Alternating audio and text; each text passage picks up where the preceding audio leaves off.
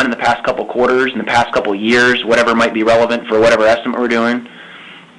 We know what's going on from a macro standpoint out in the world. I mean, we know what the housing market, for specifically for like home and business solutions, we're looking at appliances and we're looking at lighting.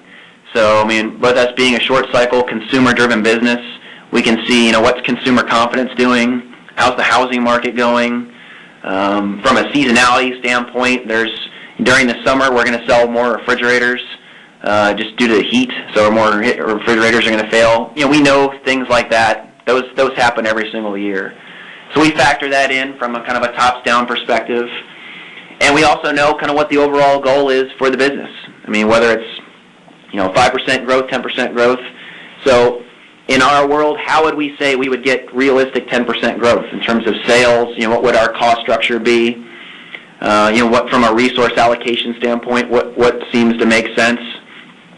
And I think one of the things that we can really look at that the individual teams don't have some of the visibility to is, we have things like what we call like a value gap here. So value gap is we factor in, we look at what is inflationary pressure or deflationary. I mean, if the economic environment is good, but we've got a lot of components of steel and of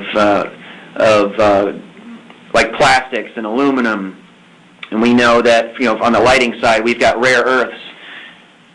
What is going on with those particular inputs and those from our vendors and suppliers? I mean, what's going on with the inflationary pressures? So if there's massive inflationary pressure, if you did nothing else, your profitability is going to take a hit. And so we know that we're going to have to go out and get price in the marketplace if there was inflation to offset that. Or vice versa. I mean, if there's massive deflation going out